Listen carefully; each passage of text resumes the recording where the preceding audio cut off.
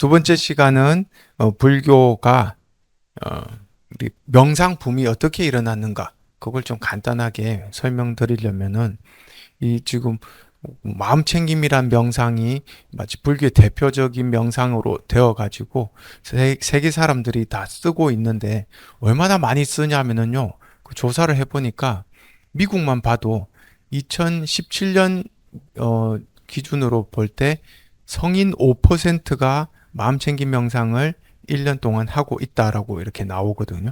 성인 5%면 1300만 명이에요. 그러니까 엄청난 숫자입니다. 그리고 세계적으로 볼 때는 훨씬 더 많은 숫자가 마음챙김 명상을 하고 있다. 마음챙김 명상 혹시 해보셨어요? 예, 마음챙김 명상이라는 게 주로 호흡을 중심으로 내가 호흡이 들어오면은 호흡이 들어온다라고 알고 호흡이 나갈 때는 호흡이 나간다라고 알고 하면서 호흡 명상을 하면서 현재에 머물러 있는 연습을 자꾸 하는 걸 이제 우리가 마음챙김 명상이라고 간단하게 말합니다. 근데 아까 저기 앞 시간에 선불교가 미국에 이렇게 아주 선풍적인 인기를 얻었다. 그 선불교는 약간 방식이 좀 다르거든요. 물론 거기도 이제 명상을 똑같이 하고 어, 명상이라고 한다기보다 이제 좌선을 하죠. 좌선을 하는데 또 거기에다 화두 명상도 하고요. 그런 방식인데 요 마음 챙김 명상은 다른 계보입니다. 그 조금 전에 말씀드렸던 DT 스즈키 그쪽에서 발달된 선불교가 아니고 미얀마에서 건너온 사띠 불교의 사띠라고 하는 수행법이 미국의 마음챙김으로 변형되면서 그게 완전히 과학화, 대중화되어서 이제 의료화된 거죠. 의료화됐다는 말은 병원에서 쓸 수 있는 어떤 명상법으로 만들어지면서 거의 전 세계적인 명상이 되었다. 이렇게 말할 수 있습니다. 그 이야기를 간단하게 해드리려고 해요. 불교 다르마가 서양 전파하는 방법은 아주 다양하죠. 특히 이제 각 국에서 이민자들이 그, 그 나라로 가면, 특히 미국을 예로 들자면, 미국의 여러 나라에서 이민자들이 건너오는데, 그냥 자기 문화도 같이 가지고 들어오잖아요. 이민 1세대들을 보면, 영어를 하는 사람들은 잘 없어요. 대부분 자기들의 말을, 자기 그 커뮤니티가 공동체가 만들어져서 같이 모여 살면서 서로 이제 비즈니스도 주고 받으면서 자기 마을을 하나 이루어 가지고 한인 공동체만 해도 그렇거든요. 여러분들 LA 가보셨어요?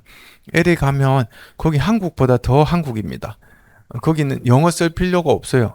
딱 한인 코리안타운 들어가는 순간 그 모든 말이 한국말로 들리는, 주유소 가도 한국 사람, 옆에 뭐 슈퍼 가도 한국 사람, 카페 가도 한국 사람, 전부. 그래서 여기가 지금 서울인가 할 정도로 한국스러운데 그분들은 영어를 배우지 않죠. 그 안으로 들어가 버리면. 그런 것처럼. 그럼 거기 들어가면 뭐가 필요합니까? 종교가 필요하죠. 내가 믿던 종교가 같이 따라서 들어갑니다. 다른 말로 동포분들이 스님들을 초빙해서 저를 만들어서 스님 모시면서 살고, 또 목사님 초빙해서 교회 만들어서 살고, 그런 식으로. 그러다 보니까 미국은 이민자의 나라니까 동양에서 건너온 여러 이민자들이 자기들의 그 종교를 가지고 오는데, 그래서 베트남 불교, 대만 불교, 뭐 티베트 불교, 한국 불교, 일본 불교, 엄청 많은 종류의 불교가 있습니다. 그 중에서 이제 미얀마 불교, 태국 불교, 요쪽은 이제 생각보다 이민자들이 그렇게 활성화시키지를 못했거든요. 미국에서 제일 발달된 저기 이민자 불교는 티베트, 일본, 아마 베트남 뭐 그 정도일 겁니다. 대만 불교도 좀 세고. 그러니까 티베트 불교는 달라이라마 덕분에 워낙 저기 미국에서는 전역에 있는 거고, 일본 불교가 되게 힘이 세죠. 일본 불교가 저도 있을 때 일본 불교 사원에 자주 나가기도 했습니다. 불교 사찰을 찾기가 어려우니까 일본 불교, 대만 불교절에 자주 가는데, 일본 불교는 거의 서양화가 다 되어 있습니다. 거기에 있는 계시는 스님들도 대부분 백인, 미국에서 태어난 백인 스님들이 일본 불교의 그 의례를 그대로 받아서 하거든요. 그리고 그 절의 양식도 보통 건물이죠. 건물 안에 센터라고 젠 센터라고 부르는데 거기서 숙식을 할 수도 있거나 또 아니면 뭐 이런 방식 되게 현대식으로 잘 돼 있어요. 그러니까 거기에는 스님들이 어 되게 자유스럽긴 한데 어떤 의미에서 우리 한국 불교의 눈으로 보면은 많이 좀 다르다. 다르다라는 말은 너무 미국화되었다. 스님들이 법문 시간에 햄버거 좋은 집 이야기하고 있고 막 그렇거든요. 그러니까 그 대중들이 뭘 좋아하는지 거기에 맞춰가지고 이야기를 되게 많이 합니다. 그러니까 법문도 굉장히 자유스럽고 편안하게 하는데 좀 이야기가 이제 옆길로 샜습니다. 이 불교가 그 마음 챙김으로 이렇게 발전하는 게 우리가 거슬러 올라가면은 19세기에 미얀마로 돌아갈 필요가 있습니다. 미얀마가 어 19세기 1886년에 영국령이 되거든요. 영국 식민지가 완전히 됩니다. 우리나라가 1910년에 일본의 식민지가 됐잖아요. 그런 것처럼 영국의 식민지가 되는데 영국이 미얀마를 저기 잡아먹으려고 엄청나게 공들였습니다. 공들이고 나서 처음에 딱 식민지가 됐을 때 한 일이 불교 말살 정책이에요. 불교를 이 나라 국민들로부터 완전히 몰아내고 기독교로 바꿀 생각이었습니다. 그래서 그 첫 번째 내린 그 칙령이죠. 빅토리아 여왕이 했던 칙령이 모든 미얀마 국민들은 종교의 자유를 가진다. 그러니까 어떤 종교도 백성을 구속할 수가 없다라고 말하고 종교의 자유를 선포하는데 그 뒤에는 불교로부터 영향력을 빼는 겁니다. 그래서 불교가 원래는 그 미얀마는 불교 국가잖아요. 95% 이상이 불교를 믿거든요. 그리고 모든 교육이나 어떤 중요한 의사결정 이런 것들도 사원에서 이루어지는 정도로 불교 사원에 대한 의지가 되게 많은 나라인데 거기서 불교 사원에 대한 지원을 완전히 끊어버리죠. 정부에서 지원을 끊고 또 귀족들이 사원에다가 갖다 바치는 걸 금지하고 그러니까 사원이 이제 죽습니다. 죽어 나가니까 이 사원에 계시는 스님들, 높은 스님들이 이제 큰일 난 거죠. 영국이란 나라가 어떤 나라인지 잘 알거든요. 다른 나라에서 지금 식민지 정책을. 영국은 겉으로는 웃지만은 굉장히 치밀하게 이렇게 압박이 들어오는데 영국 밑에 우리나라가 이렇게 들어가서 언제 해방될지 모르는데 독립할지 모르는데 이렇게 나가다가 불교가 정말 아예 사라져 버리겠다. 기독교 아마 젊은 세대들은 기독교로 다 바뀔 건데 우리가 어떻게 불교를 살릴 수 있을까? 그건 이제 궁리를 해야 되는 겁니다. 그래서 궁리를 하다가 한 아이디어가 뭐냐면은 모든 국민한테 불교는 잊어버리더라도 불교의 에센스는 들고 있게 하자. 말이 좀 됩니까? 불교를 까먹지만 불교의 가장 중요한 수행법은 손에 쥐고 있게 하자. 그거를 아이디어를 냅니다. 그게 바로 불교 수행에서 가장 중요한 수행법인 사띠 수행을 전달해 주자라는 겁니다. 우리 불교 그 명상의 두 기둥은 위파사나 사마타 이렇게 부르거든요.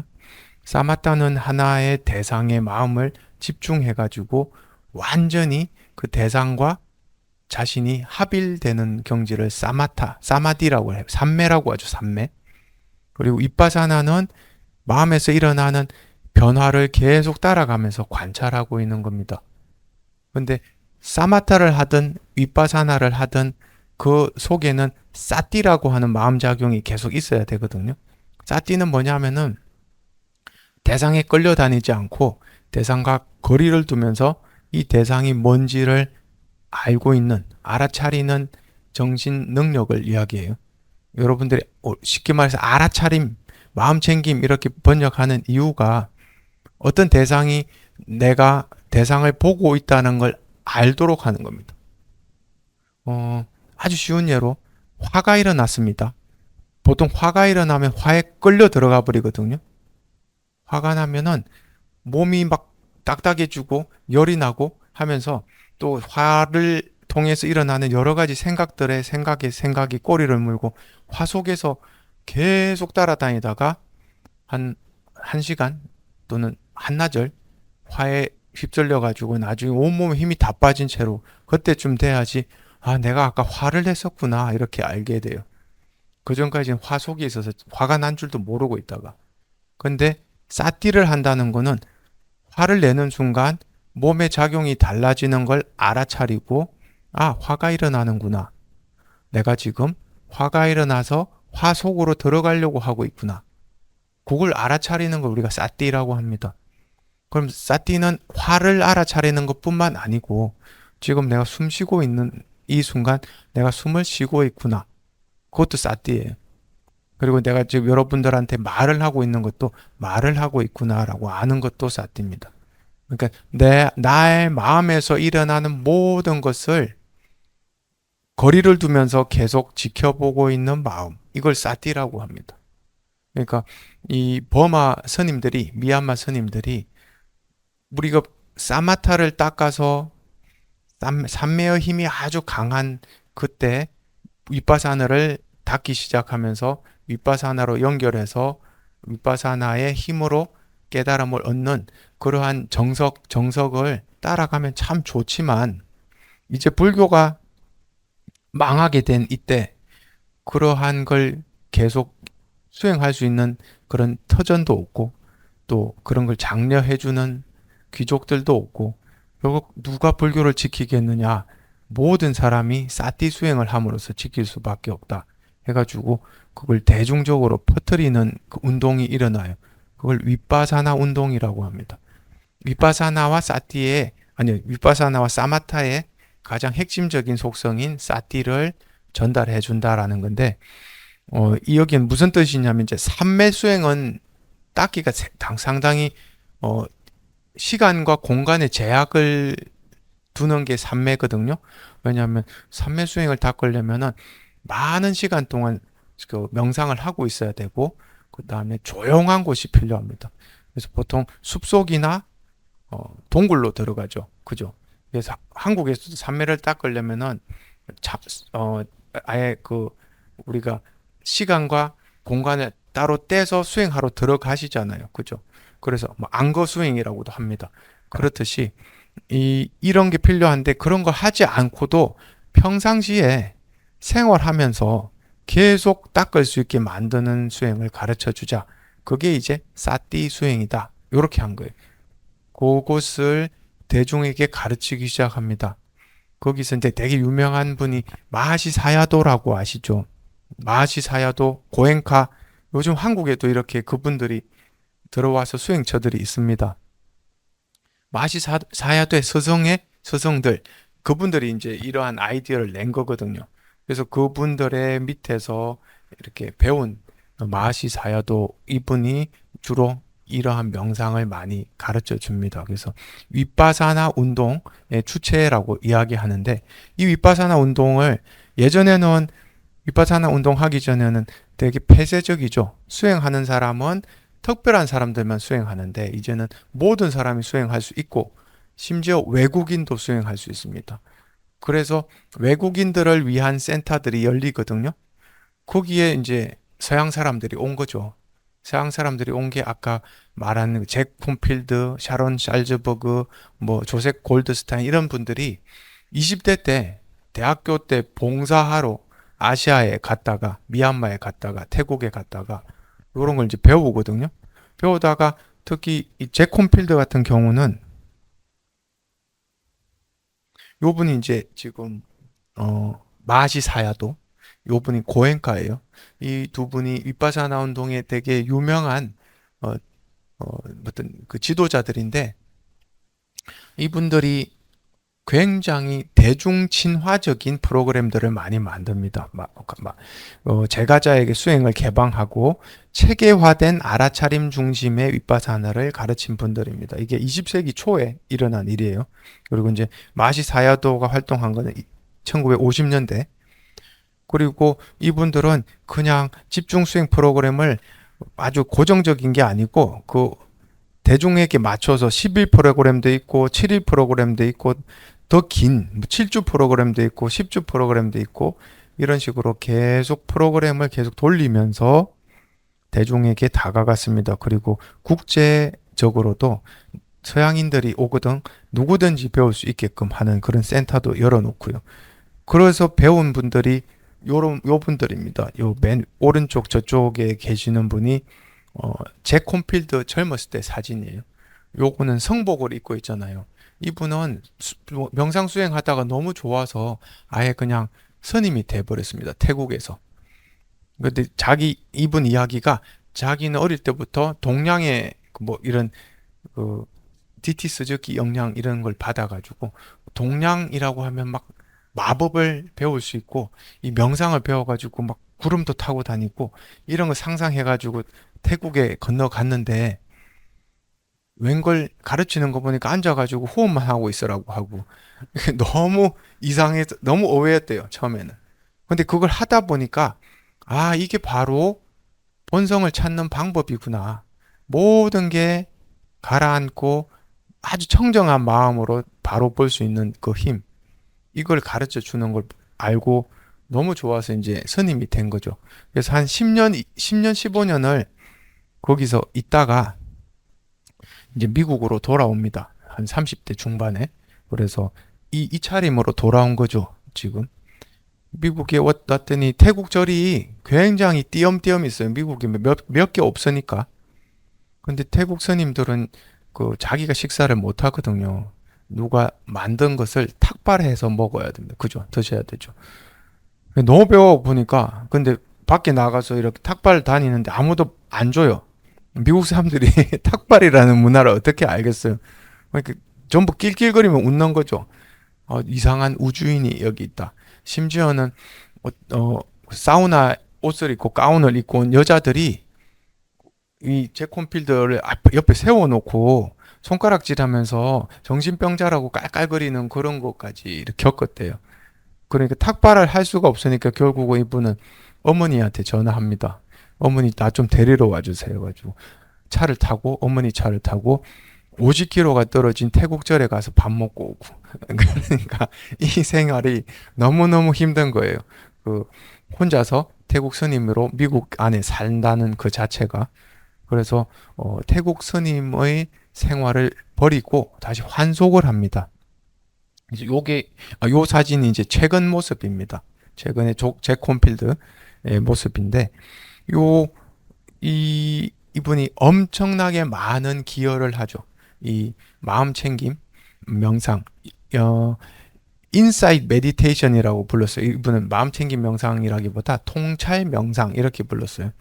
위파사나 운동을 미국에서 다시 제기를 해서 사복을 입고 그냥 보통 사람으로서 일반인으로서 이런 운동을 하는데 이분들이 원래는 따로따로 공부했던 분들입니다. 아시아에서 조셉 골드스타인도 잭 콘필드도 샤론 샬즈버그도 다 따로 공부했던 분인데 이분이 학교를 세우거든요. 콜로라도의 나로파 유니버시티라고 하는 학교를 세워서 젊은 인재들을 막 모으는 과정에서 이 세 분을 이제 초대를 하죠. 동양에서 배우고 제대로 배우고 온 미국 사람. 왜 미국 사람이어야 하냐면 미국 사람들을 가르쳐야 되니까요. 영어를 할 수 있는 미국 사람, 미국 문화를 잘 아는 동양에서 제대로 명상을 배운 사람들. 그래서 나로파 유니버시티에서 이 세 사람들이 굉장히 유명한 명상 지도자가 되죠. 지도자가 돼서 한 몇 년 거기서 일하다가 우리가 이럴 게 아니고 우리가 우리 학교를 만들자. 이렇게 마음을 먹는 거예요. 그래서 저기 매사추세츠 쪽에 그 버려진 그 수도원이에요. 카톨릭 수도원을 인수해서 거기에다가 인사이트 메디테이션 소사이어티 통찰 명상 협회를 만듭니다. 요게 굉장히 유명한 미국의 마음 챙김을 교육하는 기관이에요. 그리고 요게 이제 잘 되니까 1년에 막 몇만 명씩 와서 수행을 하니까요. 이제 서부에 가서 스피릿 락이라고 하는 그러한 또 센터를 만들고 그래서 잭 콘필드는 아마 주로 스피릿 락 이쪽 LA 쪽에 있을 겁니다. 그쪽에서 주로 활동하시고 또 나머지 분들은 또 동부에서 활동하시고 하면서 미국 전역의 마음 챙김이라는 게 이제 확산이 되는 거죠. 이게 우리가 지금 배우고 있는 마음챙김 명상의 효시다 이렇게 말할 수가 있습니다. 그리고 여기서 이제 존 카바찐이라는 분도 배운 거죠. 명상을 제대로. 그리고 또 다른 인연이 있습니다. 전혀 이 윗바사나 운동과 상관없이 혼자서 미국에서 마음 챙김을 이렇게 가르쳐 주신 분이 있어요. 이분은 베트남 스님이세요. 이분하고 그 우리 마음 챙김 명상 그 IMS하고는 아주 연결이 되어 있지 않은데 나중에는 이제 만나서 서로 교류를 하지만 틱나탄 스님은 전혀 다른 배경으로 미국에 영향력을 주신 분이에요. 많이 아시죠? 틱나탄 스님은 이분은 참여 불교 운동이라고 해서 불교가 사원 안에 있으면 안 된다. 바깥으로 나가서 사회 속에서 사람들과 같이 있어야 되는 종교다라는 걸 굉장히 부러지셨는데 이분 한평생 너무 많은 일을 하셨죠. 처음에는 어, 베트남 안에서 불교 개혁 운동을 했습니다. 이분이 뭘로 유명하냐면 베트남에서 처음 자전거를 타고 다닌 스님이라고 유명하죠. 어떤 의미냐면은 어떤 기존의 질서를 유지하는 것보다는 새로운 걸 잘 받아들여서 그게 유용한 것이면은 불교 안에서도 쓰자라고 하는 그런 운동을 하신 분인데 기존의 스님들이 별로 안 좋아했어요. 너무 튀니까. 너무 튀니까. 그런데 중간에 무슨 운동을 또 하셨냐면 베트남 전쟁 반대 운동을 했습니다. 그래서 미국까지 건너가셔가지고 마틴 루터 킹 주니어 목사를 만나서 그분이 노벨 평화상 수상자잖아요. 아주 영향력이 있는 분입니다. 그분하고 만나서 베트남 반전 운동에 대한 연설을 해달라고 부탁한 거죠. 근데 그 마틴 루터 킹 주니어 목사가 틱나탄 스님 보니까 정말 대단한 분이거든요. 그래서 흔쾌히 약속하고 굉장히 유명한 연설이 있습니다. 틱나탄 스님을 막 옆에서 칭찬해 주면서 나는 이분을 믿습니다 하면서 우리가 반전운동을 전쟁이 일어나지 않게 어떤 수단과 방법을 아니 더 이상 이야기하면 실수할 것 같아요. 그 정확한 워딩이 안 나와서 어쨌든 하지 말자고 했어요. 그리고 베트남으로 돌아오는데 남베트남에서 입국 금지입니다. 추방 명령을 때렸습니다. 왜 그러냐면 아니 우리가 지금 전쟁을 해가지고 미국이 지금 후원해 줄 때 전쟁을 해서 북베트남을 이겨가지고 통일을 시켜야 되는데 거기서 지금 전쟁하지 말라고 하면 어떻게 되느냐 이거죠. 그래서 정부에서 쫓아냅니다. 결국 북에도 못 가고 남에도 못 가고 아무데도 갈 곳이 없는 그 정말 그 뭐라고 해요? 미아가 돼버린 거죠. 그래서 결국 망명을 한 곳이 프랑스예요. 프랑스 가서 정착을 하게 됩니다. 그래서 유명한 그 마을이 거기서 만들어지죠. 자두 마을이라고 그죠. 플럼 빌리지. 그것도 만드는 일이 굉장히 많은 고생을 하신 다음에 이제 만드는 건데 이분이 이제 서양에서 정착을 하면서는 그 반전 운동이나 베트남 불교 개혁 운동 이런 거 이제 안 하고 서양 사람들에게 맞는 불교 운동을 하는데 그게 바로 마음 챙김 운동이에요.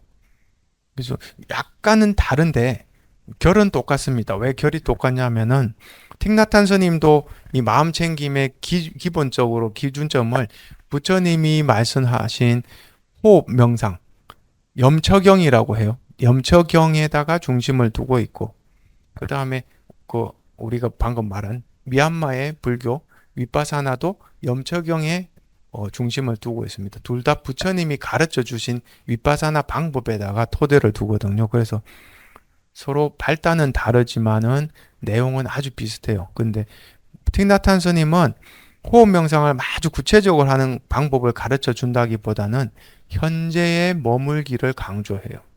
현재에 머물기. 현재에 머문다는 게 무슨 말입니까? 현재 지금 우리 머물고 있잖아요. 그죠? 근데 현재는 자꾸 갑니다. 아까 현재였던 게 지금은 과거가 되어버리고 또 조금 있다가 또 과거가 될 거고 현재는 계속 가는데 어쨌든 우리는 계속 현재에 머무는 건데 보통 사람들은 현재에 못 머뭅니다. 머무는 방법을 잘 몰라서 그럼 어디 머물고 있어요? 예, 과거 또는 미래. 과거는 어떻게 하면 머물 수 있습니까? 예. 과거 기억을 계속 떠올리고 후회하시고 그 다음에 즐거웠던 일은 떠올려서 또 기분 좋아하시고 또 슬픈 일은 또 꺼내가지고 혼자서 또 슬퍼하시고 시간 잘 가죠. 그거 하고 있으면. 그 과거에 하루 종일 머물면서 하루가 갑니다. 그럼 내가 오늘 하루 종일 어디 있었어요? 과거에 있었거든요. 그럼 미래는 또 어떻게 머물 수 있습니까? 미래에 대한 상상, 미래에 대한 기대, 미래에 대한 걱정. 아마 걱정이 제일 많으실 거예요. 그죠? 그리고 내 미래뿐만 아니고 가족 미래까지 같이 끌어다가 같이 하시잖아요. 얼마나 바쁘시겠어요, 정말. 그러면 하루 종일 미래에 머물다가 현재는 별로 보내는 거 없이 과거와 미래만 왔다 갔다 하면서 세월이 흘러갑니다. 어, 그렇게 하지 말라는 거죠. 그냥 이 순간에 지내는 이것이 얼마나 대단한 일인가를 알고 현재를 계속 이어나가면서 살아나가라. 그게 틱나탄 스님의 그 모토입니다. 그래서 여기 보시면은 숨 쉬고 미소 짓기, 숨을 들이쉬면서 몸을 진정시킨다. 숨을 내쉬면서 미소 짓는다. 현재 이 순간에 집중하기. 나는 이 순간이 멋진 순간이라는 것을 안다. 이게 틱나탄 스님이 되게 강조하는 내용인데 제가 틱나탄 스님 책을 되게 좋아하는데 여러분들 얼마든지 여기 아주 들고 다니시면서 읽을 수 있는 좋은 책입니다. 미라클 오브 마인드풀니스 해가지고 사실은 마음 챙김의 기적이란 뜻이죠. 근데 틱나탄의 명상이란 책으로 이렇게 나와 있거든요. 거기에서 저도 안 그래도 오늘 읽어 드릴 수 있을까 하고 찾아봤는데 음, 찾아보고 표시까지 했는데 표시한 것도 너무 많으니까 또 찾기가 어렵네요. 제가 한번 읽어 드리겠습니다. 음,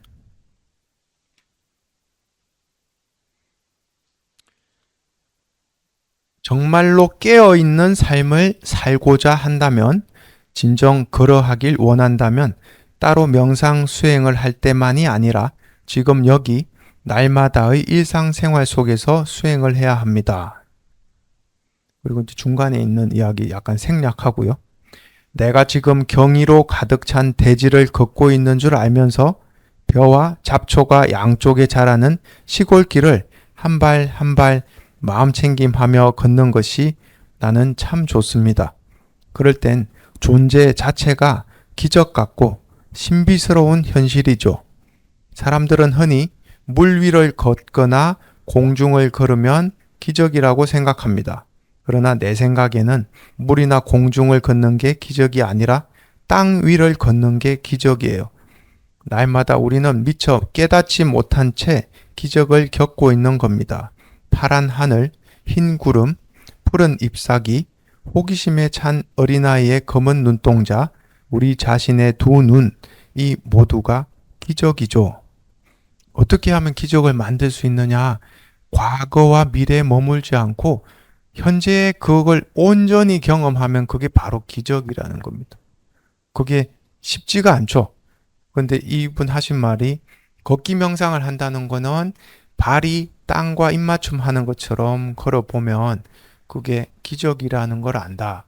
다른 말로 한순간 한순간 내 발바닥에 집중하면서 걷고 계시면은 어느 순간 마음이 굉장히 평화스럽고 자유로우면서 과거와 미래에 대한 어떤 그 무게감에서 벗어날 수가 있습니다.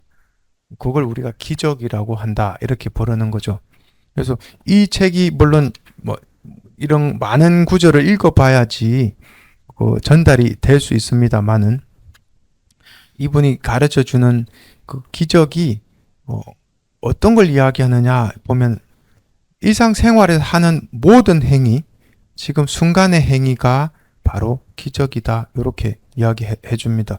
그래서 여기에 좋은 예가 있는데 제가 설거지 하는 거 이야기 나오거든요. 여기에 있습니다. 설거지에 대해서 이야기해 줄게요. 설거지하는 방법에는 두 가지가 있지. 하나는 그릇을 깨끗하게 하려고 설거지하는 거고, 다른 하나는 설거지하려고 설거지를 하는 걸세. 이제 친구에게 이야기해 주는 거예요. 그래서 친구가 듣고 있다가 오케이, 그럼 나는 설거지하려고 설거지하겠어요. 어떻게 하면 설거지하려고 설거지합니까? 설거지하면서 나중에 뭘 할 건지 생각하고 차를 마셔야지.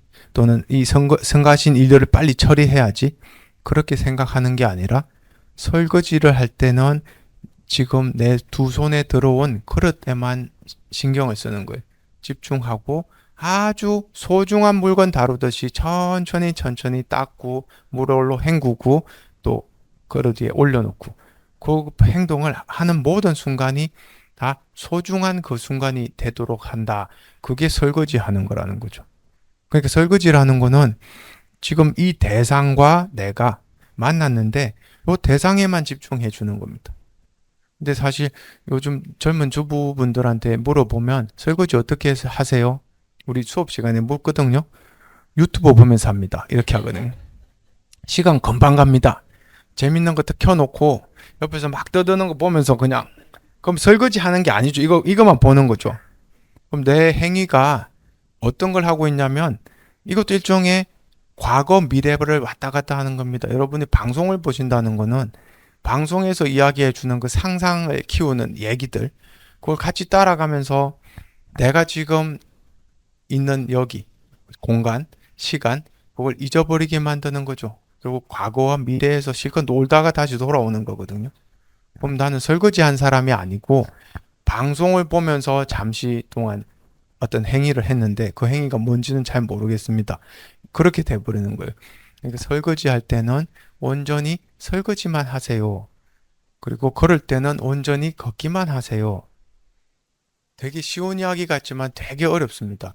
이게 왜 중요하냐면 현재심을 챙기는 이 수행이 나중에는 해탈을 이끌 수 있는 수행력이 된다라는 거죠. 요 말은 미얀마에서 마하시 사야도, 그 위에 서성인 레디 사야도 이런 분들이 했던 그 아이디어와 똑같습니다. 우리가 산매에 들어가 가지고 산매를 충분히 닦아 가지고 깨닫는 거 그거 참 좋지. 그 산매에 힘이 있으면 윗바사나를 하는데 훨씬 더 큰 힘이 되니까. 하지만 그거를 평소 때 쓸 수 없는 이런 상황에서는 매 순간 현재심에 충실해 가지고 그것을 알아차리는 힘. 그것도 하나의 산매다. 우리 찰나 산매라고 부르거든요. 매 찰나에 산매를 하는 겁니다. 매 찰나 산매가 계속 일생 동안 쌓이게 되면 엄청난 힘이죠. 한번 이 수업 끝나시고 한번 시험 삼아서 해보세요. 내가 신발끈을 묶을 때 신발끈에 묶는 데만 집중하시고 길을 걸을 때 걷는 내 발의 느낌에만 집중해 보시고 순간순간 매 호흡에 내가 호흡을 들숨을 하고 있구나 날숨을 하고 있구나 그걸 집중해 보시고 이걸 계속 하다 보면 나중에 여러분들이 대화하면서도 내 숨이 지금 가쁘구나 아니면 느슨하구나 어떤 숨이 자연스럽구나 편안하구나 이걸 다 알아차릴 수 있어요. 다시 말해서 매 순간 나한테서 일어나는 일을 자꾸 챙기는 연습을 하시면은 그것 자체가 마음 챙김 수행이 되는 거죠. 이 수행은 무시 못한다라고 하는 게 이제 이 두 분이 아니고 틱나탄 스님 또 IMS 통찰 명상 협회 똑같이 하는 이야기입니다. 그래서 우리는 항상 시간 없다라고 푸념하는데 틱나탄 스님 말씀이 시간이 없는 게 아니고 시간을 자기가 활용을 못 하는 거죠. 왜? 마음이 뺏겨가지고. 사실은 애기 볼 때는 애기 보는데 집중하고 그 다음에 내 일을 할 땐 내 업무에 집중하고 또 휴식을 할 땐 휴식 취하는데 집중하고 이걸 계속 잘 마음 챙김하고 있으면 그 모든 것이 내 시간인데 현대인들은 어떻게 생각하냐면 애기 볼 때는 빨리 애기를 봐주고 나서 내 일을 해야지 그 생각하면서 애기 봐주고 또 와이프하고 이야기할 때는 듣기 싫은 이야기지만 가정의 평화를 위해서 같이 차는 한 잔 마셔야지 그리고 생각은 딴 데 있습니다. 이게 계속 반복되니까 나중에 잘 때 보면은 나는 오늘 하루 종일 4시간을 활용한 건 하나도 없고 희생만 한 것 같고 막 서글프죠. 근데 사실 그것도 모든 게 자기 시간이거든요. 그래서 그거를 활용할 줄 모르면은 결국 평생 동안 아까 에리 프롬이 말했던 것처럼 자기 자신이 뭔지도 모르는 상태로 남한테 끌려다니면서 안전을 위해서 끌려다니는 주체성이 없는 사람으로 사는 거죠.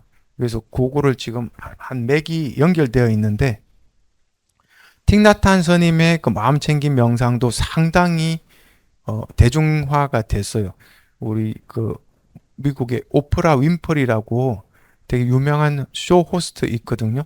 그분이 틱나탄 스님을 너무 좋아해서 계속 초청해가지고 마음 챙김에 대해서 가르쳐 주세요 하면서 막 그렇게 하는 장면들이 나옵니다. 그래서 이 이러한 이야기들이 어 이제 밑에 깔려서 이러한 일들이 토대가 되어서 결국 이 존 카바찐이란 분이 나타나는데 이분이 왜 이렇게 중요한 인물이냐? 위에서 스승들이 가르쳐 준 이 내용들을 과학적으로 풀어서 실험을 할 수 있게 만들어 준 분입니다. 그러니까 현대 사회에서 과학이라는 게 얼마나 중요하냐면 과학적이지가 않으면은 먹어주지를 않아요.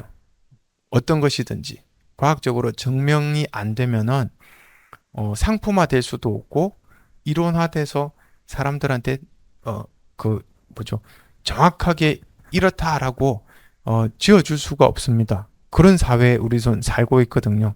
모든 것이 자본주의면서 민주주의면서 과학주의 그 안에서 토대를 가지고 우리가 살고 있는데 이 마음챙김이란 거를 실험을 할 수 있는 내용으로 바꿔가지고 불교라는 색채를 완전히 빼버렸죠.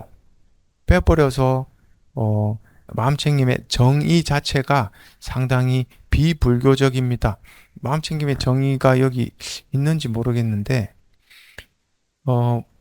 이 존 카바찌는 매사추세츠 대학의 교수예요. 그리고 이분은 그 스트레스 클리닉의 소장입니다. 매사추세츠 대학 산하에 스트레스 클리닉이라고 하는 거기에 소장으로 있으면서 어떻게 하면 스트레스 많은 환자들 또는 만성 통증 환자들을 좀 낫게 할 수 있을까? 그걸 연구하다가 자기가 예전에 대학교 때부터 해왔던 명상이 최고인데 내가 써보면 그래서 이분은 많은 분들한테서 명상을 배웠거든요. 심지어 우리나라 숭산 스님 아시죠? 숭산 스님의 제자이기도 해요. 틱나탄 스님한테도 배웠고 숭산 스님한테도 배웠고 또 IMS에서도 명상을 배웠고 그다음에 또 여러 선사들한테서도 명상을 배웠는데 요거를 쓰면 좋겠는데 도저히 용기가 안 나는 겁니다. 제가 아까 말씀드렸듯이 과학자들한테 불교 명상 이야기하면 너는 지금 과학자인 거야 종교인인 거야 이렇게 정말 그 공격을 받거든요. 그러다 보니까 이 불교 명상을 들고 들어가서 의료계에서 할 엄두가 안 나는 거죠. 그래서 자기 아는 선사 그 스승한테 물어봤대요. 내가 이런 고민이 있습니다. 명상이 너무 좋은데 이걸 불교라는 꼬리표를 붙이고 과학계로 들어가려고 하니까 아무도 안 받아줍니다. 그랬더니 그 스님이 부처도 버리고 불교도 버리고 절도 버리고 다 버리라고. 그 말을 듣고 깨달아서 내가 불교를 꼭 불교라고 전달해야 될 필요가 없지. 그 대신 불교의 핵심을 전해주기만 하면 된다라고 해서 만든 게 마인드풀리스라고 하는 이름의 명상 기법이에요. 여기는 불교 이야기가 전혀 없어요. 종교적인 윤리적인 성격이 배제되어 있는 명상법. 그래서 불교에서는 사념처라고 이렇게 종교적인 내용이 있는데 여기에는 심리학적인 내용만 있고 불교적 진리가 전혀 포함되어 있지 않습니다. 예, 그렇게 되어 있습니다. 마음챙김이라고 하는 게 뭐냐? 우리 지금까지 방금 들었던 이야기가 다 포함되어 있는데 집중된 주의입니다. 내 마음에서 지금 현재 관여하고 있는 어떤 마음의 대상이죠. 마음의 대상에 집중을 하면서 다른 판단을 하지 않습니다. 내가 어떤 마음에 뭔가 떠올랐습니다. 떠올랐는데 그게 무엇이구나라는 정도만 판단하지 좋다, 싫다, 옳다, 그르다, 이익이다, 아니면 손해다 이런 판단을 하지 않는 거예요. 그냥 이런 게 있구나. 내 마음에 일어났구나라고 아는 것. 그게 마음 챙김입니다. 그 다음에 현재에 머물기라고 돼 있죠. 아까 말씀드렸듯이 현재에 머무는 이 대상은 좀 있으면 또 변하죠. 그럼 변하는 대로 또 알아차리면 되는 겁니다. 아까보다는 분노가 좀 사그라들었구나. 또 조금 시간이 지나서 또 그 분노를 보면 아까보단 훨씬 덜하게 분노가 흔적이 없구나. 이걸 하나 계속 현재심으로 따라가 보면은 결국 그건 윗바사나 하는 게 되는 거거든요. 그래서 현재에 머물기, 집중된 주의, 그리고 호흡 조절과 몸의 이완 하면서 밑에 영어로 돼 있는데 오픈 모니터링 해가지고 마음이 열린 채로 계속 그 변화를 살펴보는 것 이걸 이야기합니다. 그리고 수용이라고도 해요. 그걸 다른 말로 수용하기. 무엇이 일어나든지 수용하기. 우리가 명상을 할 때 마음 챙김이 잘 안 되는 이유가 좋은 마음은 잘 마음 챙김이 돼요. 마음에서 뭐 기분 좋거나 아니면은 건전한 생각이나 이런 것들이 기분 좋은 느낌이 일어날 때는 그것에 대한 마음 챙김 하는 게 어렵지 않은데 갑자기 불쾌한 것이 일어나거나 괴로움이 일어나거나 할 때는 순간적으로 안 받아들이려고 탁 고개를 돌려버리거든요. 고개를 돌린다는 게 이제 비유법이긴 하지만 안 받아들이려고 다른 생각으로 바꾸려고 애를 씁니다. 그거는 마음 챙김이 아니죠. 그 일어나는 것에 대한 거부거든요. 그래서 이건 거부하지 않고 뭐가 일어나든지 다 받아들이는 것, 그걸 우리가 마음 챙김이라고 이야기합니다. 그리고 조금 더 불교에서는 안 가르쳐 주는데 요거는 존 카바찌니 조금 더 현대인한테 맞는 방식으로 한 게예요. 어떤 것이 일어나든 마음속에 어떤 것이 일어나든지 자비스러운 마음으로 끌어안으라고 돼 있어요. 그러니까 싫은 감정, 싫은 어떤 사람에 대한 생각이 내가 되게 싫어하는 사람이 갑자기 마음에 탁 떠올랐습니다. 여러분들 어떻게 하세요? 갑자기 화가 나면서 어이구 이렇게 되잖아요. 그 마음 챙김을 잃어버린 거죠. 어떤 사람의 마음 뭐 이미지가 떠올랐구나. 그리고 좋다 싫다를 하지 않고 떠오른 걸 그냥 가만히 바라보고 있는 거예요. 그러면 그 이미지가 좀 약해지겠죠. 그럼 약해지고 있구나. 그러면서 내 호흡에 또 주의를 기울이고 있고. 요걸 우리가 열린 마음으로 수용하는 거죠. 그 사람이 나한테 어떻게 했는데 이 사람은 나한테 어떻게 그럴 수가 있지? 그건 생각 속으로 들어가는 과거로 다시 들어가 버린 겁니다. 그러면 현재 머물기가 안 되는 거잖아요. 그러니까 마음 챙김이라는 거는 쉬운 것 같지만은 또 쉽지가 않습니다. 항상 거기서 수용하는 마음으로 완전히 열려가지고 계속 있으면서 현재심이 계속 흘러가도록 해주는 거죠. 그게 쉬운 이 내용은 아니다. 그래서 이제 여러 가지 방식으로 마음 챙김을 가르쳐 주는데 요거는 10분 쉬었다가 말씀드리겠습니다. 네, 감사합니다. 예.